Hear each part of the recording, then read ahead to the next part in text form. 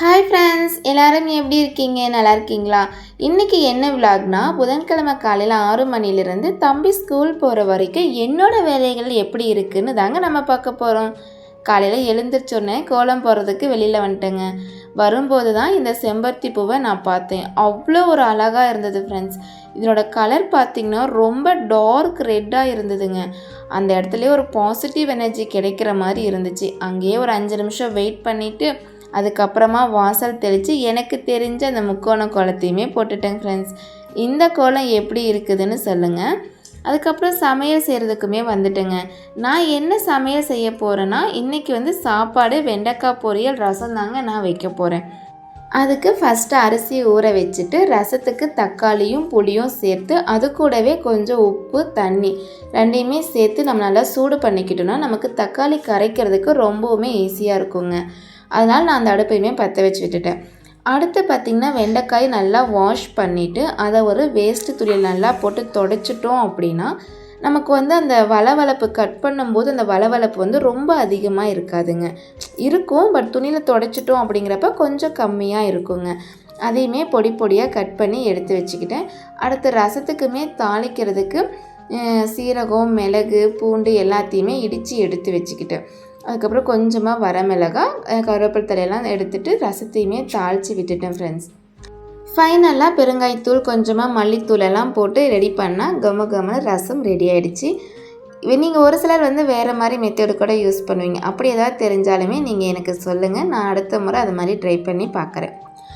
ரசம் அது லேசான கொதி வரதுக்குள்ளே சாப்பாடுமே விசில் வந்துருச்சுங்க. சாப்பாடும் ரசமும் ரெடி ஆகிடுச்சு. அடுத்து பார்த்திங்கன்னா நமக்கு வெண்டைக்காய் பொரியல் மட்டும்தான் பண்ணணும். டைம் பார்த்திங்கன்னா ஒரு 7:15 போல் ஆகிடுச்சிங்க. ஏன்னா நான் அங்கே கோலம் போட்டு வரதுக்கே கிட்டத்தட்ட ரொம்ப நேரம் ஆகிடுச்சு, 6:30. அதுக்கப்புறம் இந்த வேலையெல்லாம் பார்க்கும்போது 7:15 ஆகிடுச்சு. இதுக்கப்புறம் ரொம்ப கொஞ்சம் நேரம் எடுத்துக்கக்கூடிய ஒரு ப்ராசஸ் என்னன்னு பார்த்திங்கன்னா இந்த வெண்டைக்காயை வணக்கிறது தாங்க. இந்த வெண்டைக்காய் நம்ம அப்படியே வெங்காயம் தக்காளி போட்டு வணக்கும் போது வணக்கலாம். ஆனால் கொஞ்சம் வளவளப்பு ரொம்ப அதிகமாக இருக்கிற மாதிரி எனக்கு ஃபீல் ஆகுதுங்க. நீங்கள் எப்படி செய்வீங்கன்னு சொல்லுங்கள். நான் என்ன பண்ணுவேன்னா, ஒரு வடை சட்டி வச்சுட்டு அதில் எண்ணெய் ஊற்றி இந்த வெண்டைக்காய் நம்ம அதில் போட்டு நல்லா ஃபஸ்ட்டு நான் வணக்கி எடுத்துருவேங்க. அது ஸ்டார்ட் பண்ணும்போது நிறையா வளவளப்பு வராது. அது ஒரு மிடில் பார்த்திங்கன்னா ரொம்ப வளவளன்னு இருக்கும். அப்புறம் அது கொஞ்சம் நேரம் கழித்து அந்த வளவளப்பெல்லாம் போயிடும். அதெல்லாம் போனதுக்கப்புறமா அதை எடுத்து ஒரு பாத்திரத்தில் வச்சுட்டு, ஒரு தட்டத்தில் வச்சுட்டு அது வணக்கும் போதே நான் கூட வெங்காயம், பூண்டு, தேவையான தக்காளி எல்லாமே நான் கட் பண்ணி வச்சுப்பேங்க. கட் பண்ணி வச்சுட்டு எப்பவும் போல் எண்ணெய் ஊற்றி 2 வெந்தயம், நம்ம கட் பண்ணி வச்சுருந்த வெங்காயம், கருவேப்பிலை தழை, தக்காளி, பூண்டு எல்லாத்தையுமே போட்டு நல்லா நம்ம வணக்கிடணுங்க. தக்காளி ஒரு பாதி அளவுக்கு வணங்கிடுச்சு அப்படின்னு நமக்கு தெரியும் இல்லைங்களா? அந்த டைமுக்கு மஞ்சத்தூள், உப்பு, அதுக்கப்புறம் அந்த மஞ்சத்தூள், உப்பு நல்லா கிளறினதுக்கப்புறம் உங்கள் வீட்டுக்கு குழம்பு மிளகாய் தூள் நீங்கள் ஆட் பண்ணிக்கோங்க. உங்கள்கிட்ட காஷ்மீர் தூள் இருக்குதுன்னா நீங்கள் அதை கொஞ்சம் ஆட் பண்ணிங்கன்னா கலர் பார்க்குறதுக்கு நல்லாயிருக்கும். நான் ஆட் பண்ணலை, குழம்புத்தூள் மட்டும்தாங்க ஆட் பண்ணியிருந்தேன்.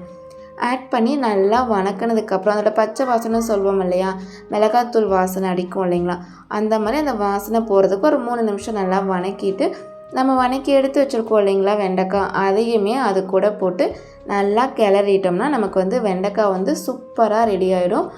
இதுக்கு புளியெல்லாம் ஊற்றணுங்கிற அவசியமே இல்லைங்க. நீங்கள் இதுவே சூப்பராக இருக்கும். ஏன்னா அதில் தக்காளியெல்லாம் போட்டிருக்கோம் இல்லைங்களா, இதுவே நல்லா இருக்கும். அடுத்து பார்த்திங்கன்னா இது கூட நீங்கள் விருப்பப்பட்டிங்கன்னா தேங்காய் பூவுமே ஆட் பண்ணிக்கலாங்க. நான் இன்றைக்கி தேங்காய் பூ ஆட் பண்ணலை, இப்படியே தான் சர்வ் பண்ண போகிறேன். இதெல்லாம் ரெடி பண்ணி முடிக்கும் போதே ஒரு 7:50 கிட்ட ஆகிடுச்சிங்க. தம்பியுமே குளிச்சுட்டு வந்துட்டான். அவனுக்கு ஒரு பிளேட்டில் சாப்பாடு காயும் போட்டு எடுத்து கொடுத்துட்டு சாப்பிடுப்பா, ஏன்னா அவன் ரொம்ப ஸ்லோவாக சாப்பிடுவாங்க. அரை மணி நேரம் கொடுத்தீங்கன்னா கூட ஒரு 4-5 வாரம் அந்த டிவி மட்டும் பார்த்துட்டு சாப்பிட்டானா அப்படியே உட்காந்துக்கிட்டே இருப்பாங்க. சாப்பிடுன்னு நான் இங்கே சொல்லிக்கிட்டே இருக்கணும். அந்த மாதிரி கொஞ்சம் மெதுவாக தான் சாப்பிடுவான். அதனால் கொஞ்சம் நேரமாக போட்டு கொடுத்துறது. அப்படி கொடுத்தாலுமே அதிகபட்சம் ஒரு 10 சாப்பாடு கூட சாப்பிட்டு போகமாட்டான்னு பார்த்துக்கோங்களேன். அதுக்கப்புறம் பார்த்திங்கன்னா நான் மோர் எடுத்தேன். நான் எப்படி மோர் எடுத்தேன்னா, ஒரு வாட்டர் பாட்டிலில் தயிர் ஊற்றி அதில் கொஞ்சம் கல்லுப்பு போட்டு தண்ணி ஊற்றி நல்லா குலுக்கிட்டால் மோர் அந்த கட்டி இல்லாமல் ரெடி ஆகிடுங்க. நீங்கள் எத்தனை பேர் இந்த மாதிரி வாட்டர் பாட்டிலில் மோர் குலுக்கி எடுப்பீங்க அப்படிங்கிறத சொல்லுங்கள். எனக்கு இது கொஞ்சம் அந்த குலுக்கும் போது மட்டும் கொஞ்சம் லேசாக கை வலிக்கிற மாதிரி இருக்கும். அதனால் ஒரு 2-3 நிமிஷம் தாங்க நம்ம குலுக்குவோம். ஆனால் இதுவுமே எனக்கு பிடிச்சிருந்துச்சு. நீங்கள் இந்த மாதிரி செக் பண்ணி எடுப்பீங்களாங்கிறத சொல்லுங்கள். அடுத்து தம்பிக்கு ஸ்நாக்ஸ் பார்த்திங்கன்னா நான் வந்து லெமன் ஜூஸ் தான் ஃப்ரெண்ட்ஸ் ரெடி பண்ணியிருந்தேன். இது ரொம்ப பெரிய ப்ராசஸ்லாம் இல்லை.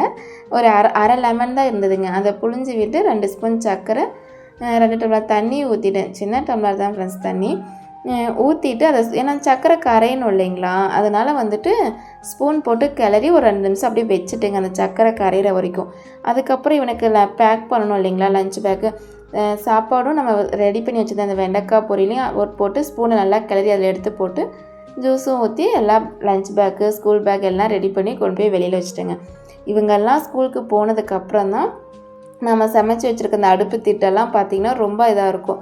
எல்லா பாத்திரத்தையும் பொறுக்கி சிங்கில் போட்டுட்டு இந்த அடுப்பு திட்டு, ஏன்னா விசில் வரும்போது சாப்பாடு ஒரு சில டைம் அந்த கஞ்சிக்கு இது வடிஞ்சுதுன்னா அங்கே வந்து ரொம்ப இதாக ஒட்டிக்குது. அதனால் வந்துட்டு அதை ஃபுல்லாக வாஷ் பண்ணிவிட்டு நான் வந்து ஃபஸ்ட்டு சோப் போட்டு நல்லா வாஷ் பண்ணி இந்த இந்த செல்ஃப் எனக்கு எப்படி இருக்குன்னா, தண்ணி ஊற்றினா ஸ்ட்ரைட்டாக கீழே தாங்க சிங்க்குக்கே வந்துடும். கொஞ்சம் நாள் இறக்க மாதிரி வச்சுருக்காங்க.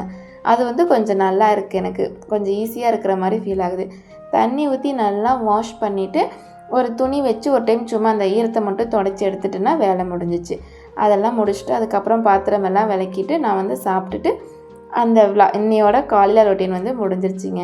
ஒரு சில நாள் பார்த்திங்கன்னா எனக்கு ரொம்ப டயர்டாக இருக்குது அப்படின்னு நான் ஃபீல் பண்ணேன்னா, நான் தம்பி ஸ்கூலுக்கு போகும்போது அல்லது அவன் போன உடனேவே நான் சாப்பிடவே ஆரம்பிச்சிருவேங்க.